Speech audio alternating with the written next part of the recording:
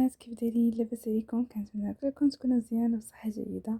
غادي نكملوا في سلسله العلاجات في رمضان، لان بزاف ديال الناس عارفين وبعض الروحانيين ان احسن علاج هو في شهر رمضان، اللي كيكون فيه درجه نورانيه عاليه بزاف، اللي كتساعد الانسان على فك الاسحار ديالو وفك العقد. الا عقلتوا في الفيديو اللي قبل هضرنا على العقد، والعقد من اهم الاشياء اللي خاص الانسان يفكهم، يا بوحدك في الدار يا عند معالج روحاني، كيف ما انتي بغيتي.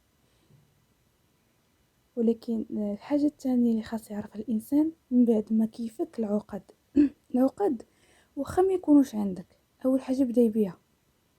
واخا ما تكشفيش عند شي حد، تمشي عند راقي او معالج قولي انا بدا ليا بالعقد، انا فك لي العقد ديالي. ملي كتحيدي هاد المرحلة ديال العقد كيتم مرحلة الكشف، كتمشي عند شي حد مختص.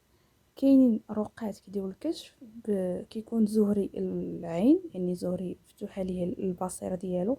ملي كيكون معاك ملي كتكوني معاه كيشوفك، يعني شنو عندك في الاذى، شنو الاذى اللي عندك، واش تقاف على الزواج، واش عندك العكس او العين ديالك هادشي كامل، او الرفقه اللي معاك شنو كاين، او سحر مرشوش ماكول، سحر رصد. اخطر حاجه هي السحر الرصد، يعني هو كيشوف شنو عندك. منين نتيا كديري الكشف كيتم الكشف ديالك وكيتم الكشف الحاله ديالك، كيشوف لك واش الحاله ديالك محلوله، الطاقه الزهريه ديالك فين واصله، شكون الرفقه اللي معاك، شنو نوع الاذى اللي عندك، شكون هو العارض اللي عندك، باش الانسان كيعرف كيفاش يتعامل معاه. وهذه اهم مرحله كاينه، واش هو عاشق او لا عارض او لا مس خارجي وداخلي. يعني مس خارجي معنى كيكون معك مره في الجسد، يعني هو ما كيكونش معاك ديما، هو حارس واحد السحر، فهذا كيكون خطير. هذا واخا ديري التحصين ديالك وتوضاي صلي ديري اللي بغيتي، ولكن كيكون خارجي. يعني هذا كيكون واقف لك في باب السعد ديالك، حتى باب داركم.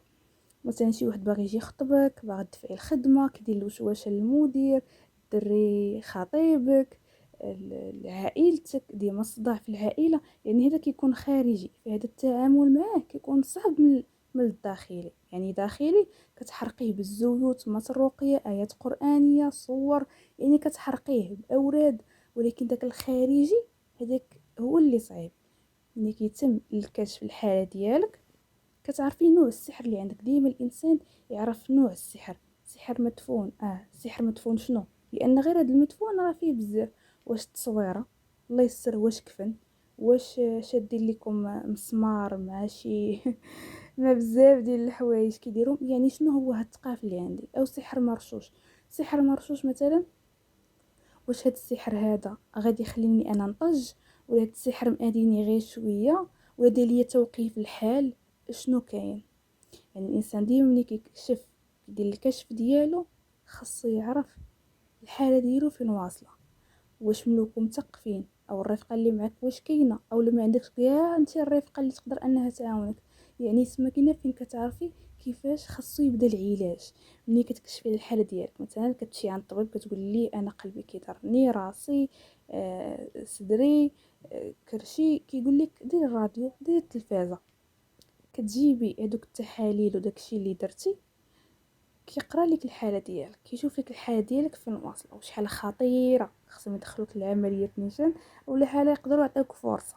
وكذلك نتوما، يعني ملي كتعرفي الحاله ديالك نتيا فين واصله، خصك تجري على راسك قبل ما يفوت الفوت. لان الجن مني كيكون في واحد لاج، يلا دخلك مثلا دخلك على 27 عام او 30 عام، الا مشى طول معك غير 5 سنين، 5 سنين في حياتك، كيرجع لك عكس وعارض وعاشق وكل شيء.